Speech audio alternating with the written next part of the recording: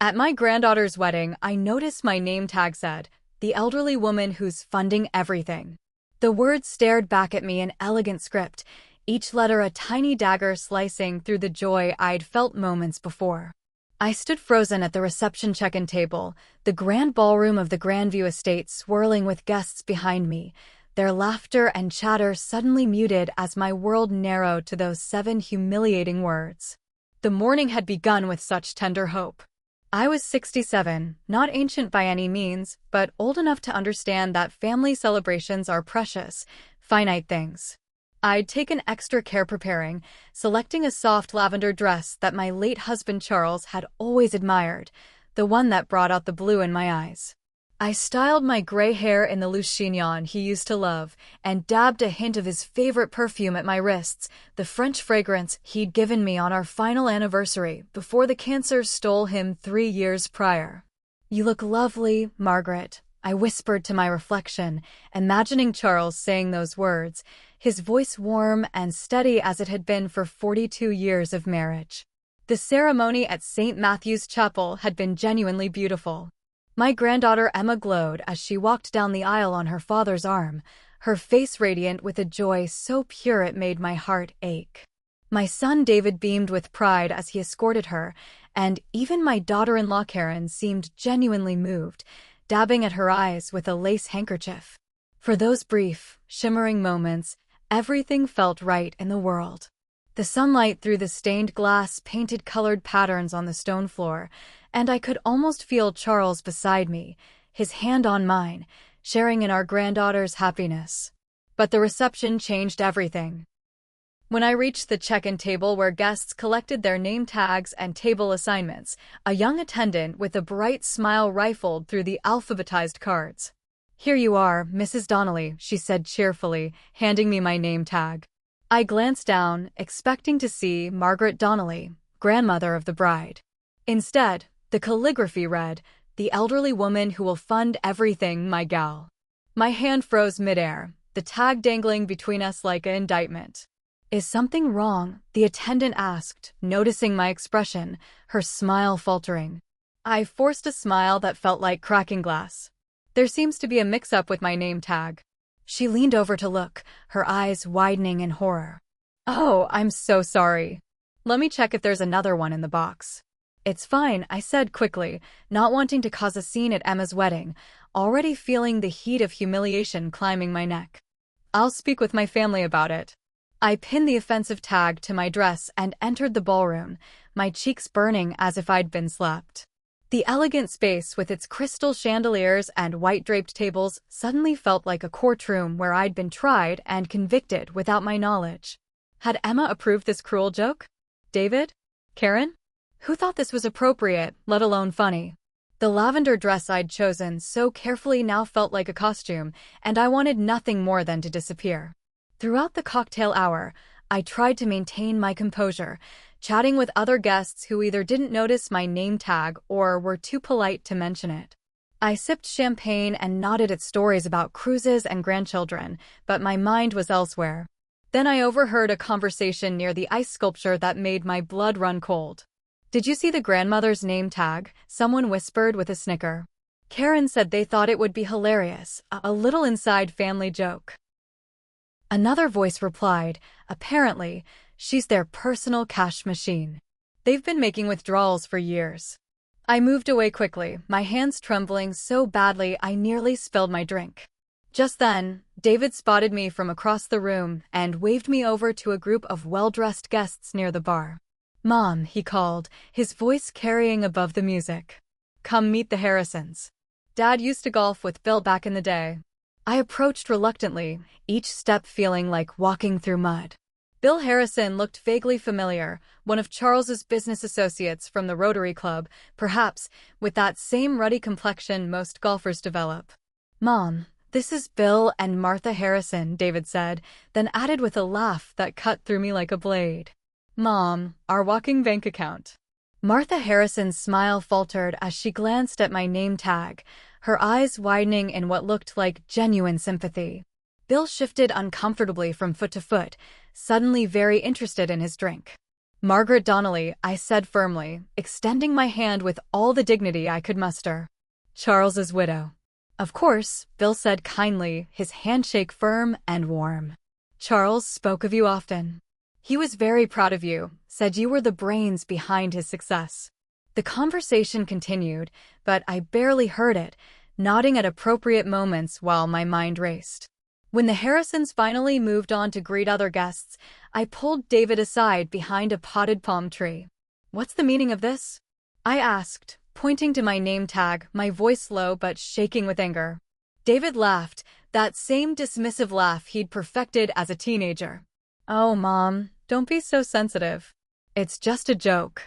Everyone knows you're the one with the deep pockets since Dad left you everything. Karen thought it would be funny. It's humiliating, I said quietly, trying to make him understand. It reduces me to nothing but a checkbook. Oh, please, he rolled his eyes, a gesture that made him look 13 again. Lighten up. It's a celebration. No one takes these things seriously. Before I could respond, Karen appeared at his elbow, elegant in her mother-of-the-bride dress, a champagne flute in hand. There you are, Margaret. Has David been introducing you around? We want everyone to know who's responsible for this gorgeous wedding. She winked at me, and they both laughed, a sound that now felt like nails on a chalkboard. I excused myself, muttering something about needing to check my lipstick, and headed for the restroom, needing a moment alone to breathe. As I dabbed at my eyes with a tissue, willing myself not to cry and ruin my makeup, the door opened and an older gentleman in a well-tailored navy suit began to enter, then backed out quickly, apologizing. Mrs. Donnelly, he called tentatively from outside the door. It's George Whitmore, Charles's attorney. Could I have a word when you have a moment? I composed myself, splashing cool water on my wrists, and stepped out into the hallway. George had handled Charles's estate and had always been exceptionally kind to me, treating me like a person rather than a client. I couldn't help but notice he gestured vaguely toward my name tag, his professional mask slipping to show concern. I've heard some of the comments, I sighed, suddenly exhausted. Apparently, it's just a joke. George's expression darkened, his jaw tightening. It's not funny. And Charles would have been absolutely furious. This is exactly what he was afraid would happen. He hesitated, glancing around the empty hallway, then lowered his voice to a near whisper. There's something you should know. Something Charles insisted I not tell you unless it became absolutely necessary, unless you were being mistreated. He reached into his inner jacket pocket and withdrew a cream-colored envelope, sealed with the same wax seal Charles had always used for important documents. This is a codicil to Charles's will. He added it shortly before he passed, when he knew the end was near. I opened it with trembling fingers and read, the legal language dense and complex, but the meaning clear as day. Any descendant who publicly humiliated me, who treated me with disrespect, or who attempted to financially exploit me would be immediately disinherited from their share of Charles's fortune, a fortune much larger than even I had realized. Built through decades of careful investments and business dealings he'd never discussed in detail. I looked up at George, stunned and overwhelmed. Why wouldn't he tell me about this? Why keep it secret? George placed a gentle hand on my shoulder. He hoped it would never be needed. He wanted them to treat you right because they loved you, not because they feared losing their inheritance. He believed in their basic goodness, but he also knew how money can corrupt. He was protecting you in the only way he knew how. I glanced back toward the ballroom where my family celebrated, completely unaware that their behavior had just cost them millions. The music swelled, and through the doorway I could see David and Karen laughing with friends, so confident in their position. What do you want to do? George asked, his voice gentle. We can enforce this immediately, or we can wait. The choice is entirely yours. I carefully folded the document and handed it back to him, a plan already forming in my mind. Nothing, not yet. I need to see just how far they'll go. Let them show their true colors. As I returned to the reception, the name tag felt heavier against my chest, a physical weight of shame. But now, instead of humiliation, I felt something different stirring inside me, a cold, clear determination to finally see my family for who they truly were, not who I wanted them to be. The morning after Emma's wedding, I sat alone at my kitchen table, still in my bathrobe at noon, staring at the offensive name tag I'd placed in front of me like evidence at a crime scene. The elegant calligraphy mocked me, the elderly woman who will fund everything. I traced the letters with my fingertip, remembering how Charles would have reacted if he'd seen it. His temper had been rare but formidable, a quiet storm that erupted only when someone he loved was being mistreated. "They've changed," I whispered to the empty room, as if Charles could somehow hear me from beyond. Or maybe they were always this way, and we just didn't want to see it. Maybe we taught them to be this way. I got up and moved to the living room, drawn like a magnet to the large family portrait above the fireplace. It had been taken 5 years ago on our 40th anniversary, before the diagnosis that changed everything.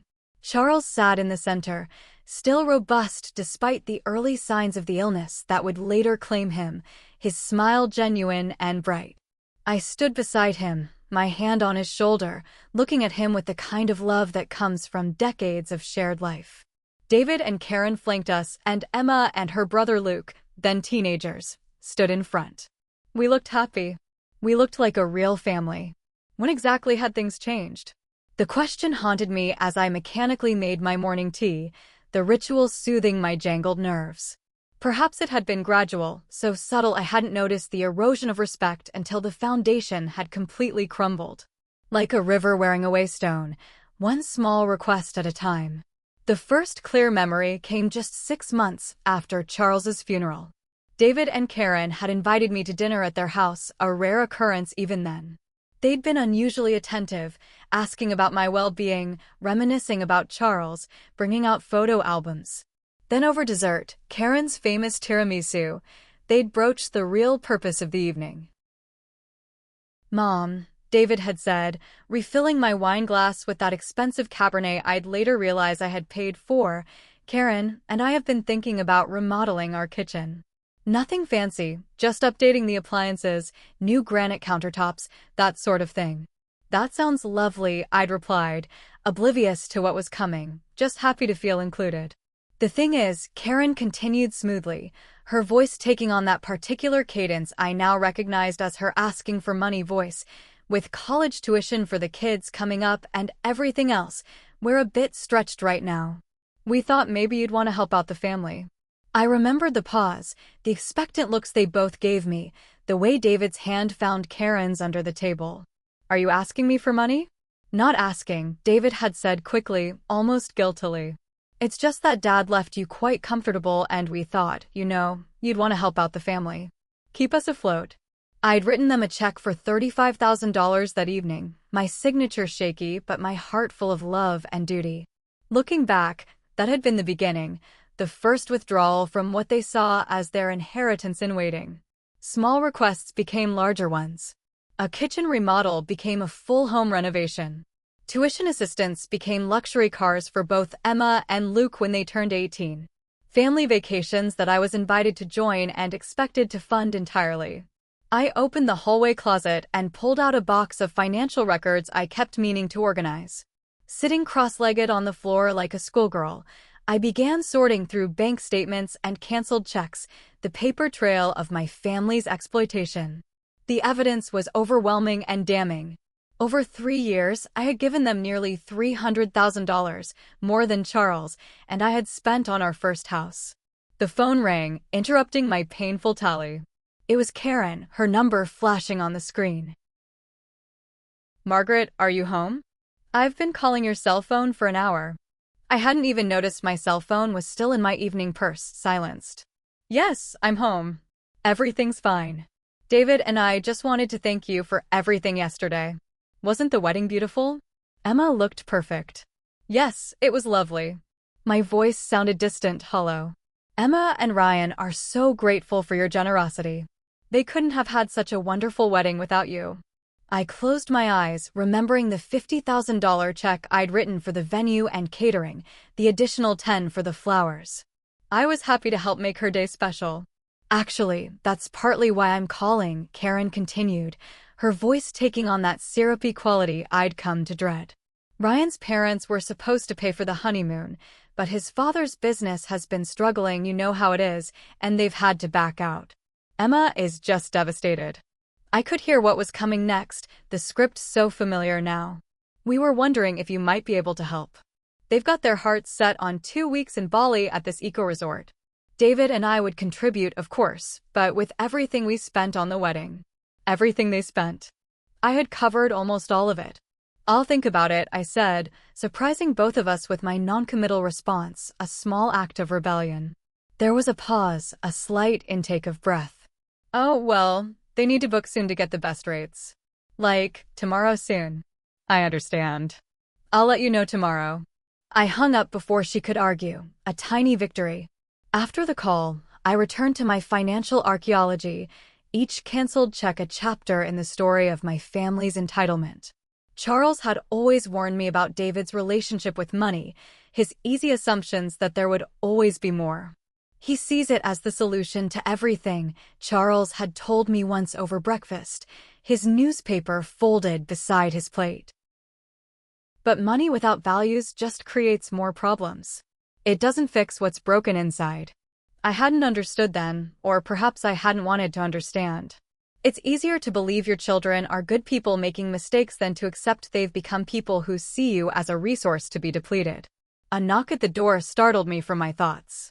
Through the peephole, I saw Luke, my grandson, shifting nervously on the porch, his hands in his pockets. I quickly gathered up the scattered financial papers and stashed them back in the closet before opening the door, not wanting him to see the evidence of his parents' greed. "Grandma," he said, stepping forward to hug me tightly. At 22, he was tall like his grandfather, with the same broad shoulders and kind eyes that crinkled at the corners. "Are you okay? I've been texting you since last night." "I'm fine, sweetheart. Just a bit tired after yesterday. Come in." He followed me to the kitchen where I put on the kettle for fresh tea, needing the comfort of routine. Luke had always been different from the rest of them, more thoughtful, less fixated on appearances and status. He'd spent summers with Charles and me, learning to fish and fix things, absorbing his grandfather's quiet values. "I wanted to apologize for yesterday," he said, sitting at the table, his voice sincere. "The name tag, the way everyone was talking, the way Dad introduced you. It wasn't right. I should have said something." I felt a lump form in my throat, tears threatening again. "You noticed?" Of course I noticed. So did a lot of people. He looked down at his hands, embarrassed and angry. "I should have spoken up. Grandpa would have." I patted his hand. "It's not your responsibility to correct your parents. They're adults. But it is my responsibility to stand up for what's right, and I haven't been doing that." He looked at me directly, his gaze steady. "Dad and Mom, they've changed since Grandpa died. Or maybe I just didn't see it before because I was away at school. All they talk about is money. Your money specifically." "What do you mean?" I asked, though I already knew. Luke hesitated, choosing his words carefully. "Last week, I overheard them in the study. They were discussing your house, making plans. Dad said something about how it's too big for one person, how the stairs are dangerous, how they could help you downsize to something more manageable." The kettle whistled, sharp and loud, giving me a moment to absorb this new betrayal. As I poured the hot water over the tea bags, my hands remarkably steady, I thought about George Whitmore and the codicil. I thought about the name tag, the constant requests for money, and now this apparent plan to move me out of my home, my sanctuary. "Grandma?" Luke's voice brought me back to the present. "Are you sure you're okay? You look pale." I set the teapot on the table and sat down across from him, looking into eyes so like Charles's it made my chest ache. "I'm better than okay, Luke. I think I'm finally seeing things clearly for the first time in years. The fog is lifting." "What do you mean?" I smiled, a real smile this time, making a decision that had been building since yesterday. Just that it's time for some changes around here. Time for me to remember who I am. As we sipped our tea, I found myself studying my grandson's face, wondering if he was truly different from his parents, or if the seeds of entitlement were merely dormant, waiting for the right conditions to sprout. For the first time since Charles died, I felt a cold clarity replace my grief and loneliness. I wouldn't be making any hasty decisions, but I would be watching, waiting, documenting. I would see who in my family truly deserved the legacy Charles had built. 3 days after the wedding, David and Karen organized a post-wedding brunch at their country club. I deliberated whether to attend, but curiosity won out over self-preservation. I wanted to see if the name tag incident had been an anomaly or part of a disturbing pattern. I needed to know how deep the rot went. I arrived at the Willowbrook Club dressed in a simple but elegant cream pantsuit that Charles had always said made me look regal, like I belonged in a portrait gallery. As I entered the private dining room, I noticed several guests from the wedding, including Emma and her new husband Ryan, Luke, and various relatives and friends who made up our extended circle. "Mom, over here," David called, waving me toward the head table. Karen, resplendent in a designer dress that probably cost more than most people's monthly mortgage payment, gave me an air kiss that landed somewhere near my cheek. "Margaret, you look nice," she said, her tone suggesting mild surprise, as if she'd expected me to arrive in rags. "We saved you a seat right here next to Ryan's parents." I settled into the chair, noting immediately that I'd been placed next to Ryan's mother and father, whom I barely knew, rather than near my grandchildren. A deliberate choice, I realized, to keep me away from Luke. The brunch proceeded pleasantly enough, a minefield of small talk and forced smiles, until Karen clinked her glass with a fork for attention, her signature move. "We want to thank everyone for coming today and for helping make Emma and Ryan's wedding so special," she began, her voice taking on that performative quality she used for audiences. "And of course, a special thank you to Grandma Margaret, who has been so incredibly generous throughout this entire process." All eyes turned to me, a spotlight I didn't want. "In fact," Karen continued, her smile not quite reaching her eyes, "we have an exciting announcement. Grandma has generously agreed to fund Emma and Ryan's dream honeymoon to Bali at that eco-resort they love." There was a smattering of polite applause. I sat frozen, my coffee cup halfway to my lips, the liquid sloshing slightly from my trembling hand. I'd made no such commitment. This was a test, a public pressure tactic. "Mom," David prompted when I didn't immediately acknowledge the announcement, his voice carrying a warning edge. I carefully set my cup down in its saucer, the china clicking softly. "This is the first I'm hearing of it," I said, keeping my voice level but firm enough to carry. An awkward, thick silence fell over the table. Emma looked confused, then deeply embarrassed, her face flushing to match her strawberry hair. Ryan stared at his plate, suddenly fascinated by his eggs Benedict. "Well, we discussed it yesterday," Karen said with a brittle laugh, her composure cracking. "Remember? You said you'd think about it." "Yes, I did say that, and I'm still thinking." Carefully. I met her gaze directly, something I rarely did. David leaned over, speaking in a stage whisper clearly meant to be overheard. "Mom, don't make a scene. We've already told them they can book the trip today to lock in the rate." I felt something inside me snap, a thread that had been stretched too far for too many years, frayed and thin. "I don't recall agreeing to pay for a honeymoon to Bali," I said, loud enough for everyone at the table and the surrounding tables to hear. In fact, I believe Ryan's parents were originally planning to cover this expense as their gift to the couple. Ryan's father shifted uncomfortably, his weathered face showing strain. "There were some business setbacks," he muttered. We can't manage it right now." "I understand," I said kindly, meaning it. "These things happen in business. But I think it's inappropriate to publicly volunteer someone else's money without their explicit agreement, don't you?" The table fell utterly silent. Karen's face flushed an ugly red, splotchy with anger and humiliation. "Perhaps Emma and Ryan might consider a more modest honeymoon," I suggested gently, one that fits within their current means. "There are lovely places in New England." "Their means?" Karen hissed, her voice dripping with venom. "What about your means? Everyone knows Charles left you more than comfortable. We're family." Something in her tone, the raw entitlement, the resentment, the expectation, made my decision clear and final. "My financial situation is not up for public discussion," I said firmly, pushing back my chair. And neither are my spending choices. Those days are over. David grabbed my arm just above the elbow, his fingers digging in painfully. Mom, stop it. You're embarrassing us in front of everyone. I pulled my arm away with a strength I didn't know I had. No, David, you've embarrassed yourselves.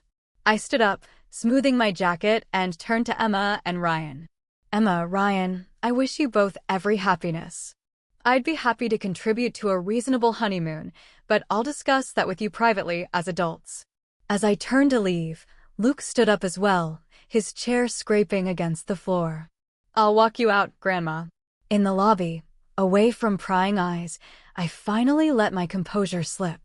My hands trembled as I fumbled for my car keys, dropping them once on the marble floor. Are you okay to drive? Luke asked gently, picking up the keys and pressing them into my hand. I nodded, taking a deep breath that shook on the exhale. I'm fine, just a bit shaken. That was harder than I expected. You should be proud of yourself.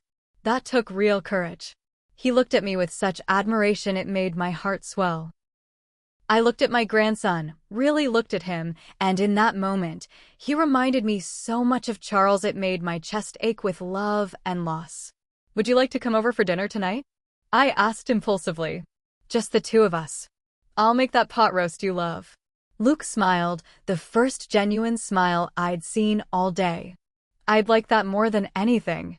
Later that evening, as we sat in my kitchen sharing a simple meal of pot roast and roasted vegetables, the kind of meal Charles used to make on Sundays, I found myself confiding in Luke about his parents' behavior over the past 3 years. The constant financial demands, the gradual erosion of respect, the way they'd made me feel like a resource rather than a person. I'm not surprised, he said sadly, pushing his carrots around the plate. I've watched it happening, watched them change. After Grandpa died, it was like they saw you as, I don't know, an ATM that never runs out of cash. I supplied the word he was searching for. A resource. A means to an end. He nodded, his jaw tight. And it's getting worse, Grandma. Last week, I overheard them again, talking about your house, making actual plans. What kind of plans? I asked, though I already knew the answer. They were discussing how to convince you to move into Harmony Gardens, that upscale retirement community. Dad said the house would sell for at least $1 million in this market, and that everyone would benefit from the equity release. Luke's voice was bitter. He mentioned something about investing the proceeds for you, managing it for your own good. I felt sick, physically ill. They weren't just after my money.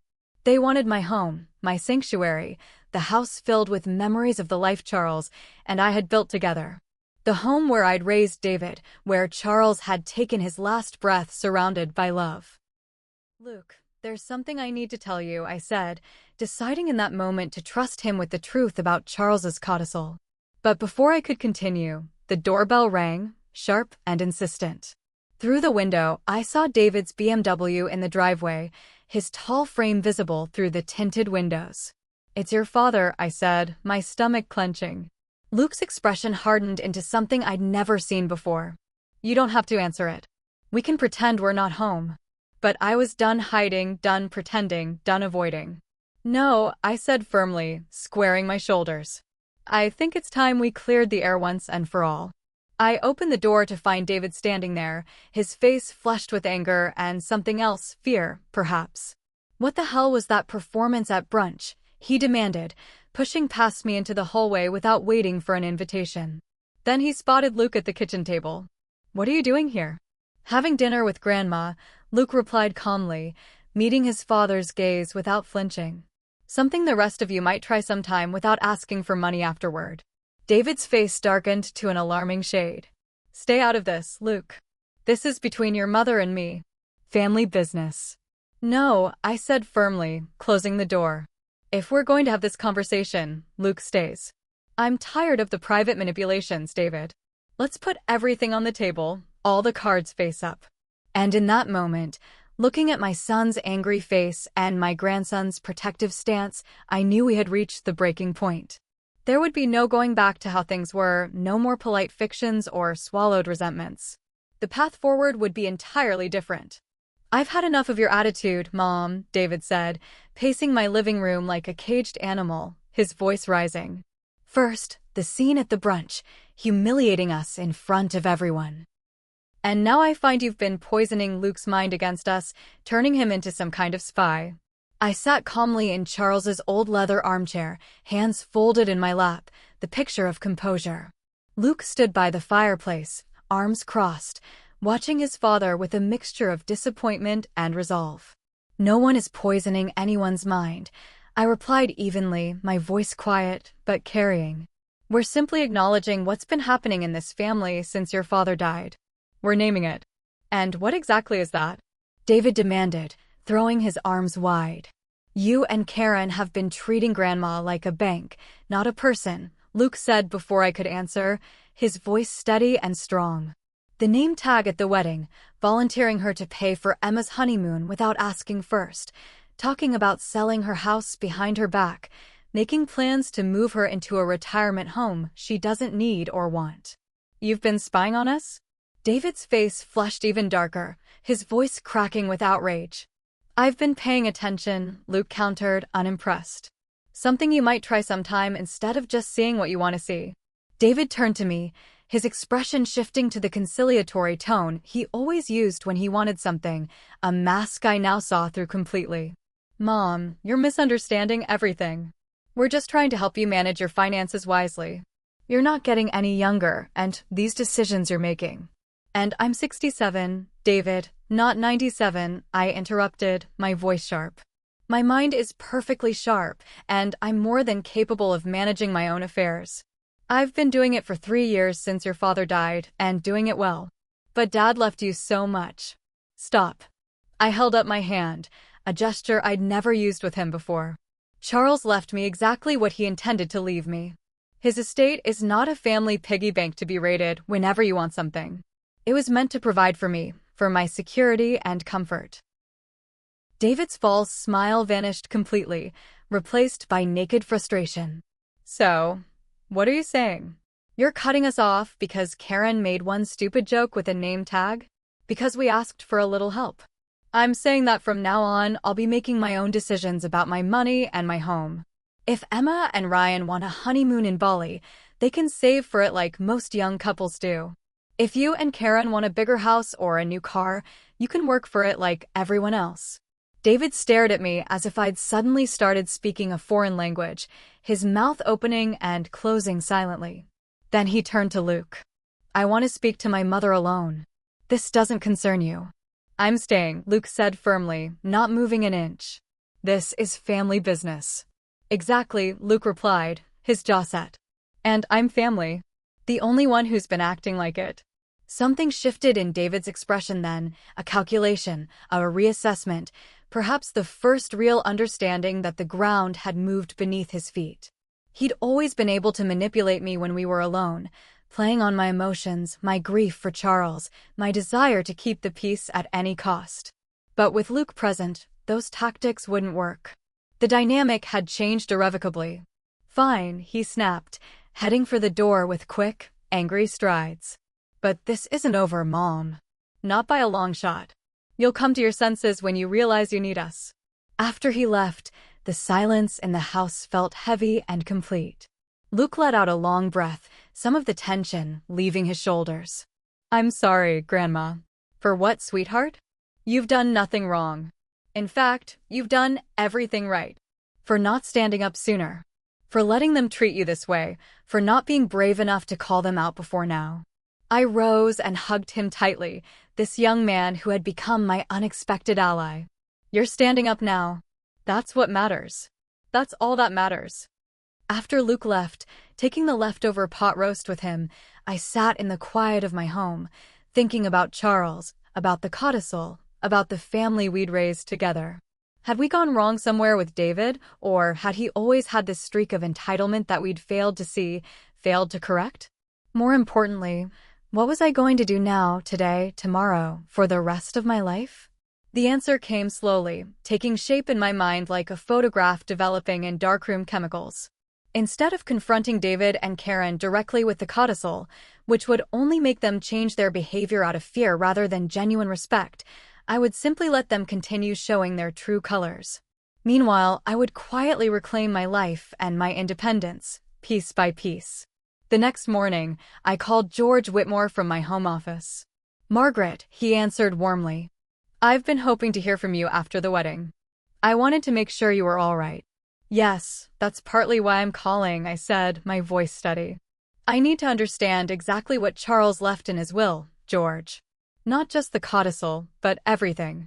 The full picture." There was a pause on the line. "Perhaps this would be better discussed in person. Could you come to my office this afternoon? There are documents you should see." 3 hours later, I sat across from George in his well-appointed office, the walls lined with leather-bound law books and framed degrees, as he explained the full, staggering extent of Charles's estate. "Charles built several companies over his lifetime," George explained, pulling out file after file, "and sold them at just the right moments. He had an instinct for timing, for knowing when to hold and when to fold. His investments were extremely conservative: bonds, stable stocks, real estate, which means they weathered the economic downturns beautifully. He was a brilliant but cautious man." "I knew we were comfortable," I said faintly, looking at numbers that blurred on the page. "But this is more than I imagined." "Charles was a private man when it came to money," George smiled, a sad, fond smile. "He didn't believe in flaunting wealth. He always said you married him when he had nothing but potential and a beat-up Ford pickup. So he never wanted you to become one of those women who only care about designer labels and country club memberships. He wanted to protect you from ever having to worry." I laughed softly, hearing Charles's voice in those words, his particular way of phrasing things. "That sounds exactly like him. He always said money was a tool, not a goal." "As for the codicil," George continued, his tone turning more formal, "it's straightforward but powerful. Any descendant who publicly humiliates you, disrespects you, or attempts to control your finances against your wishes forfeits their entire inheritance. The name tag incident at the wedding would certainly qualify. And the brunch announcement, too, most likely. But Margaret, you don't have to make any decisions right now. The codicil remains in effect for your lifetime. You can enforce it whenever you choose." I nodded slowly, thinking, my mind already moving ahead. What if I wanted to make some changes of my own to my will, to how my assets are managed going forward? George leaned forward, his professional interest piqued. "What did you have in mind?" By the time I left George's office, armed with copies of documents and a new understanding of my own financial power, I had a plan forming. No dramatic confrontations, no angry ultimatums, just a quiet, steady reclaiming of my life and my autonomy. First, I called my old friend Patricia, whom I hadn't seen for coffee since Charles's funeral. We arranged to meet for lunch the following day at a little bistro downtown, a first step toward rebuilding my social life. Then, I stopped by the community center and picked up a brochure for their adult education classes. Charles had always encouraged me to pursue my interest in watercolor painting, buying me supplies that sat mostly unused while I catered to David and Karen's demands. Perhaps it was finally time. At home, I sat at my computer and began researching small business loans and grants. Luke had mentioned wanting to open an independent bookstore after college, but was worried about the startup costs in a digital age. A genuine investment in my grandson's dream seemed like a perfect use of some of my resources, a way to build something positive from the wreckage. When my phone rang and I saw it was Karen, I let it go to voicemail. The old Margaret would have answered immediately, anxious about what emergency or demand might be coming, desperate to smooth things over. But that Margaret was fading away, replaced by a woman who was finally recognizing her own worth, her own power. The voicemail, when I listened to it later, was exactly what I expected. "Margaret, it's Karen. David told me about your conversation last night. I think there's been a misunderstanding. We've always had your best interests at heart. David and I were thinking we should have dinner this weekend, just the three of us, to clear the air. Oh, and Emma mentioned you'd reconsidered about the honeymoon. They really need to book soon to get the best rates. Call me back, okay?" I deleted the message without returning the call, a small act of defiance that felt revolutionary. Instead, I opened my checkbook and wrote a modest check as a wedding gift for Emma and Ryan, enough for a nice honeymoon, but in New England, perhaps a charming bed and breakfast in Vermont, not Bali. I enclosed it in a card with a warm, genuine note wishing them happiness and adventure, then sealed the envelope. No strings, no expectations, just a gift freely given from love, not obligation. My silent strategy had begun. No confrontations, no drama, just quiet, firm boundaries. Charles would have approved of the subtlety, the patience. 6 months passed in a blur of quiet, but significant changes.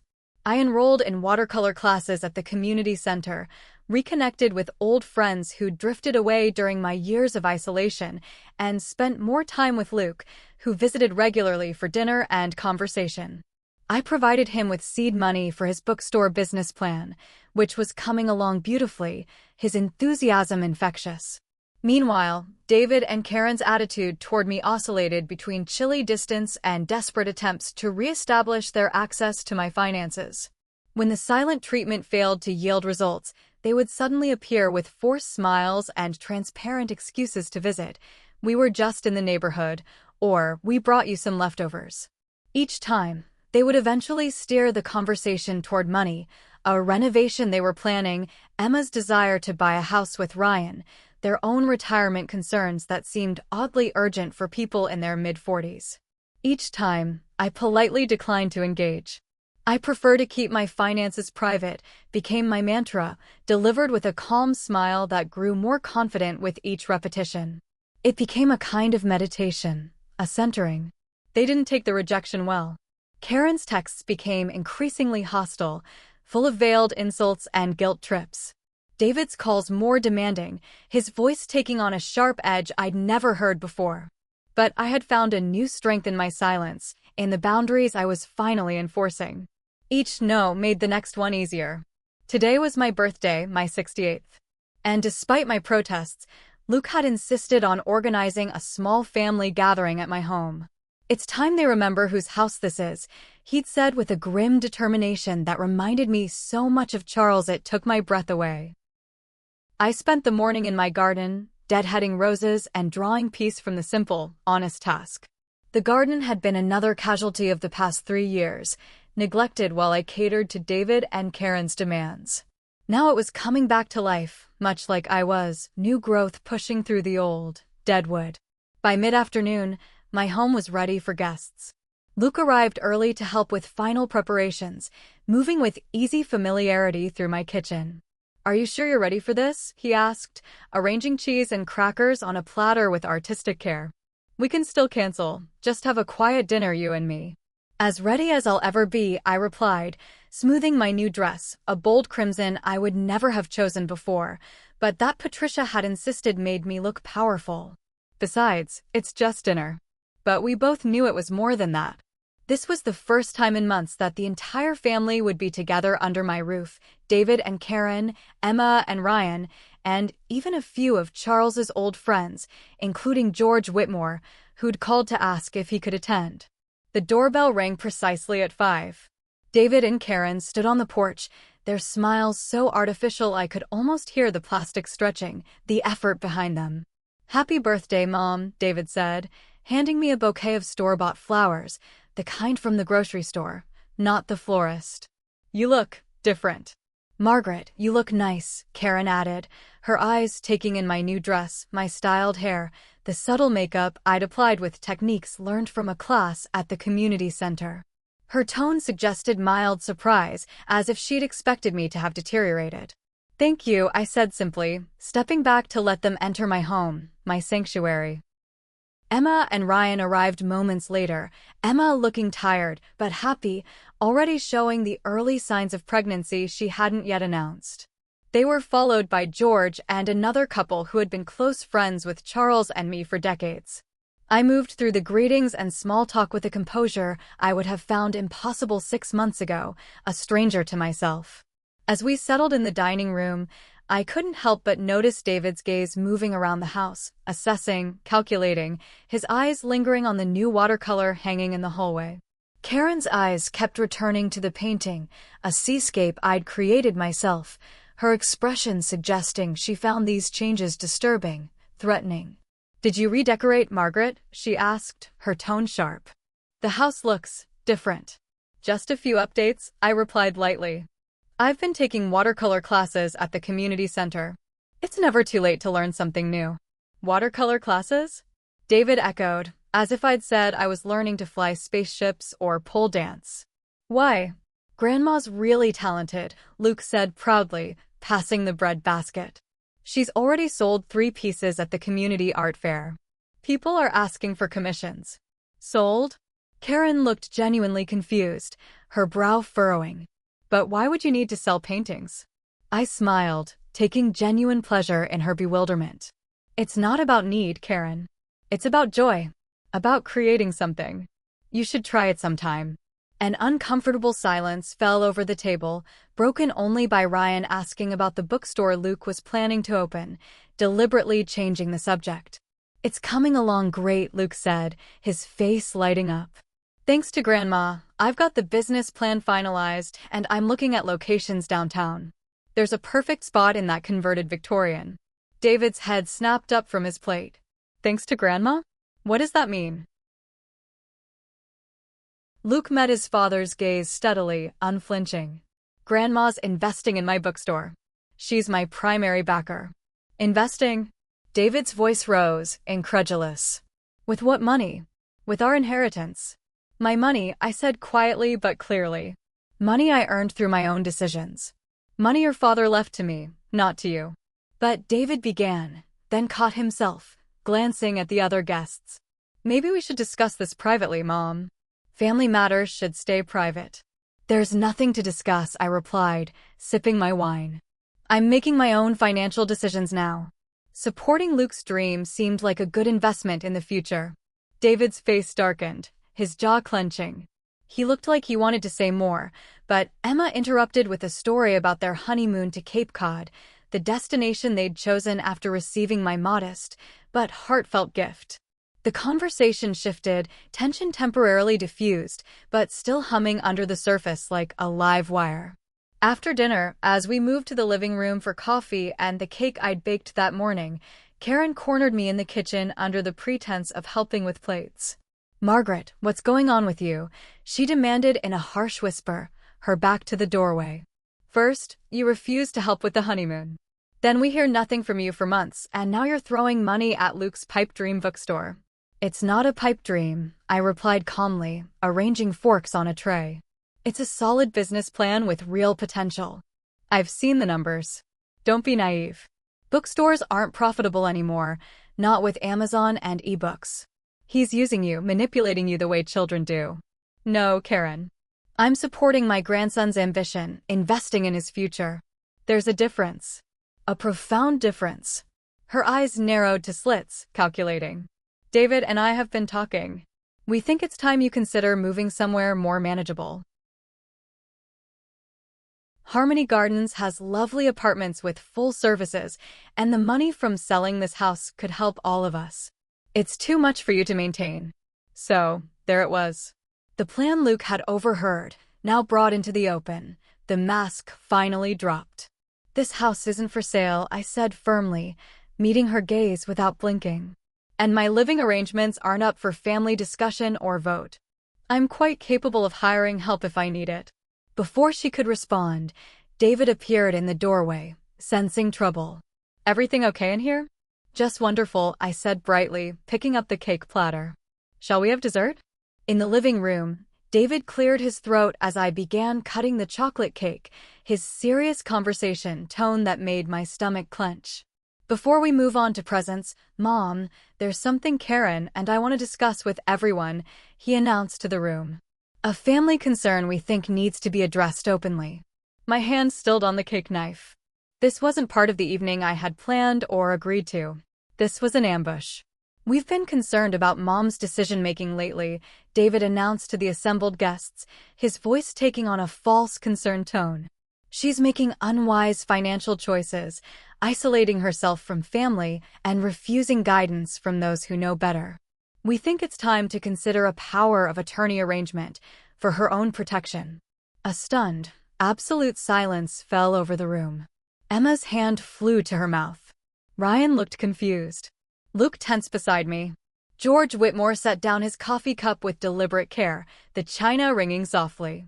That's a serious step, David. Do you have evidence of diminished capacity? Have you consulted a doctor? She's giving away money to fund a bookstore in the digital age, David replied, as if that explained everything, as if it were proof of dementia. And she's refusing to consider sensible downsizing options that would benefit everyone. She's not thinking clearly. I felt a strange calm settle over me, like the eye of a storm. This moment had been inevitable from the day I'd started saying no, from the moment I'd begun to reclaim myself. Your mother seems perfectly competent to me, George observed, his voice carrying the weight of his legal expertise. Making decisions you disagree with is not evidence of incapacity. It's evidence of independence. You don't understand, David insisted, his voice rising, losing its careful control. She's always relied on Dad and then on me for financial guidance. Now suddenly she's making these irrational choices, cutting us off. It's not like her. Enough. I set down the cake knife with a soft thud. I am not irrational, incapacitated, or in need of your guidance, David. I'm simply no longer willing to be controlled. Mom, be reasonable. I've been reasonable for 3 years, I interrupted, my voice gaining strength. I've paid for renovations, vacations, luxury cars, and a wedding that cost more than my first house. I've allowed you to treat me like a walking checkbook rather than your mother, but that stops now. Today, David's face flushed dark red, his composure cracking. Is this what you want? He demanded, gesturing around the table at the shocked faces. To humiliate us in front of everyone, to make us look like villains? No, David, I said quietly, but loud enough for everyone to hear. You've managed that all on your own through your actions. I'm just no longer covering for you. You selfish old woman, he hissed, standing up so abruptly his chair nearly toppled backward. After everything we've done for you, the time we've invested. After everything I've done for you, David, Karen grabbed his arm, suddenly aware of how this looked to the others, the witnesses. But David was beyond caring, beyond reason. You think you can just cut us off? Dad would be ashamed of you, ashamed of how you're hoarding his money, turning your back on family. It was at that precise moment, that perfect, scripted moment, that George Whitmore cleared his throat and spoke the words that would change everything forever. Actually, David, he said, his voice cutting through the drama like a knife, your father anticipated this exact situation. He prepared for it. The silence that followed George's words was absolute, profound. David stood frozen, his mouth slightly open, a fish out of water. George reached into his jacket and removed that familiar cream envelope, the wax seal broken. Charles added a codicil to his will shortly before he passed, George explained to the stunned room, his voice steady and authoritative. He was concerned about how Margaret might be treated after he was gone, about scenarios exactly like this one. What kind of codicil? Karen demanded, her voice high and thin, finding her voice first through desperation. George looked to me silently, asking permission with his eyes. I nodded once, giving him the go-ahead.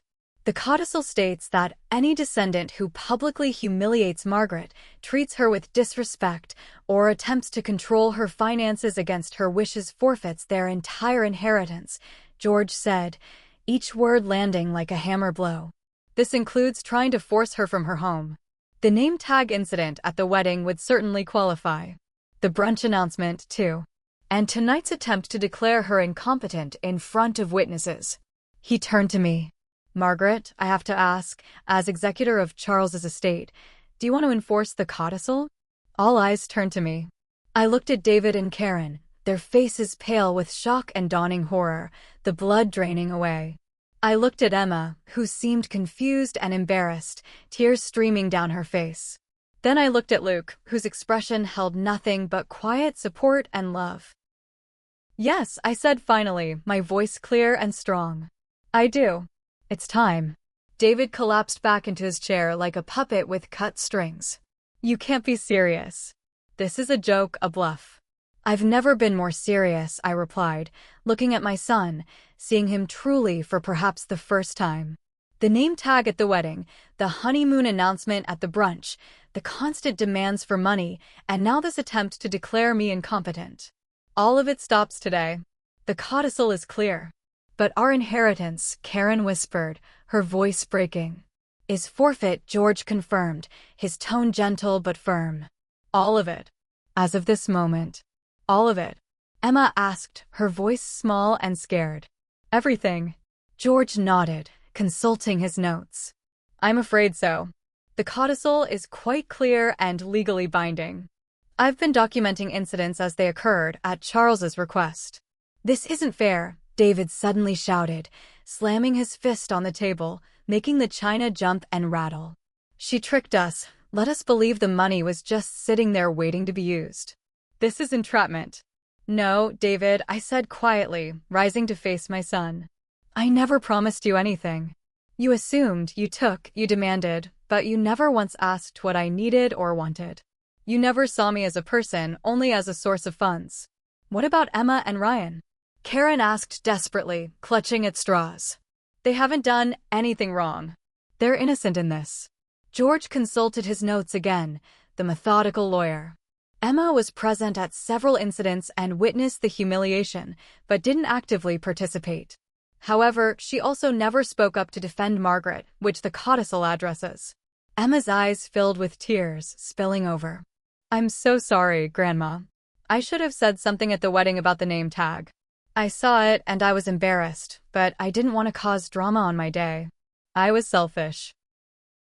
I reached across the table and took her hand, her fingers cold and trembling. We all make mistakes, sweetheart. The question is what we learn from them, what we do next. So, what happens now? Ryan asked, putting his arm around Emma, looking young and scared. Now, George said, according to the terms of the codicil, David and Karen's share of Charles's estate is redistributed according to his specific instructions. To whom? David demanded, his voice rough. Where does our money go? Half goes to Margaret outright, George explained. The other half is divided among descendants who have shown her proper respect and care, who have honored her as Charles would have wanted. All eyes turned to Luke, who looked genuinely surprised, his eyes wide. I didn't know, he said quickly. I swear, Grandma, I had no idea about any of this. I wasn't being nice to you for money. I know, sweetheart, I assured him, meaning it with every fiber of my being. Your grandfather would be proud of the man you've become. This is his final gift to you, for being the person we raised you to be. David stood up again, his face contorted with rage and disbelief. This is a setup, a conspiracy. I'll contest it in court. I'll prove this is undue influence, that she's not of sound mind. You're welcome to try, George said calmly, packing his papers away. But the codicil is legally ironclad, drafted by Charles himself with multiple witnesses. We have ample evidence of the conditions being met, including tonight's performance. You'll spend more on legal fees than you'll ever recover. Margaret, Karen began, her voice suddenly honey-sweet, reaching for my hand. Surely we can work this out as a family. We never meant to. Save it, Karen, I cut in, pulling my hand away. It's too late for that. The time for apologies was months ago, years ago. So that's it? David demanded, his voice breaking. After everything we've done for you, everything we've planned, you're just cutting us off?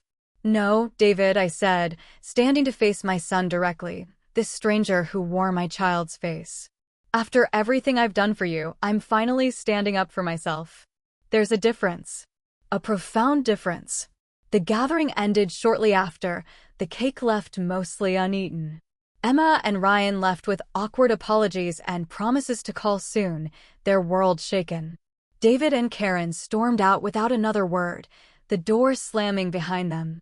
George and the other guests made tactful, quiet exits, leaving just Luke and me in the sudden, profound quiet of my home. Are you okay? He asked, helping me clear the barely touched dessert plates.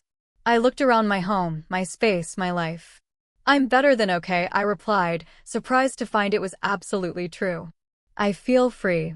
1 year later, I stood in the doorway of the open book, the bookstore Luke had finally opened in a charming converted Victorian house downtown, the windows gleaming with morning light.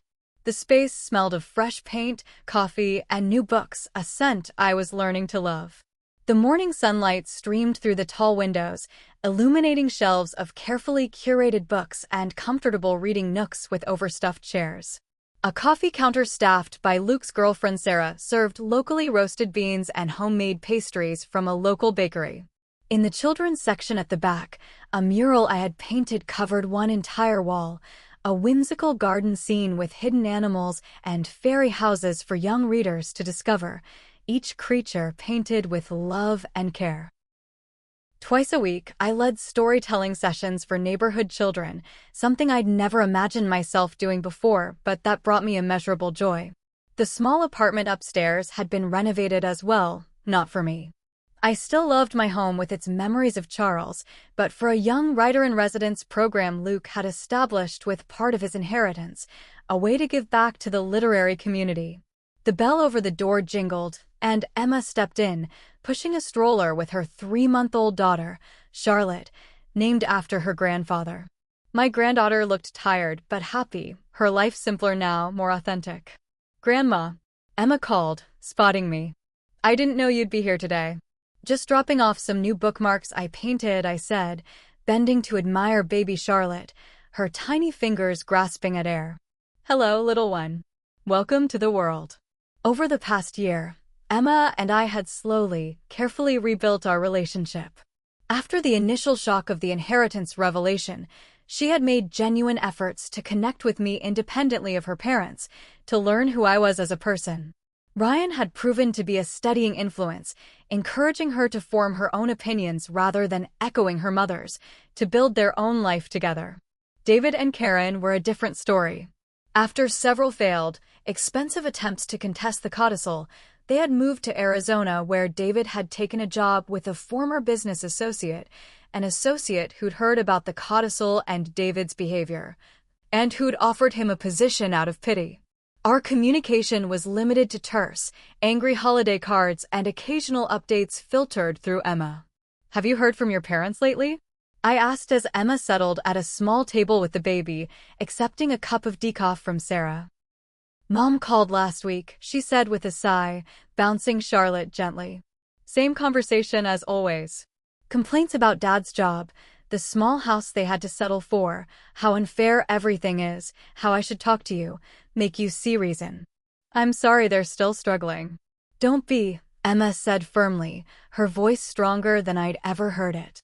"They made their choices. I've made mine. We're building our own life on our own terms. That's what you taught me, eventually." Sarah brought over fresh scones, cooing over the baby before returning to the counter. Luke emerged from the back room with a stack of new arrivals, his face lighting up when he saw us. "Perfect timing," he said, joining us at the table, his joy in this place palpable. "I wanted to run something by you both." He explained his idea for expanding the store's community programs, including literacy tutoring for adults who struggled to read and writing workshops for teens from underserved neighborhoods. "It would mean reinvesting some of the profits," he added. "But I think it's worth it. Grandpa would have approved." "I think it's wonderful," I said, feeling a surge of pride so strong it brought tears to my eyes. As they discussed the details, I gazed around the sunlit bookstore, this beautiful space that represented not just Luke's dream, but a new chapter for all of us. In the year since the revelation, I had discovered parts of myself that had been dormant for decades. I'd made new friends, developed my painting, even started traveling, simple weekend trips at first, then 2 weeks in Italy with a senior tour group where I'd met Robert, a widower from Philadelphia with kind eyes and a dry wit who called me every Sunday and made me laugh again. Now Charles would have approved, I thought, not just of the bookstore or my newfound independence, but of the boundaries I'd finally established, the woman I'd become. He had tried to protect me with his codicil, his final gift, but in the end, I had learned to protect myself. Emma's baby let out a happy gurgle, drawing me back to the present, to this moment of peace. "What do you think, Grandma?" Luke asked, pulling me into the conversation about workshop schedules. I smiled at my grandson and granddaughter, at the baby who represented our family's future, at the bookstore that had grown from trust and respect rather than obligation and greed. "I think," I said, my voice steady and sure, "that this is exactly where we're supposed to be. All of us."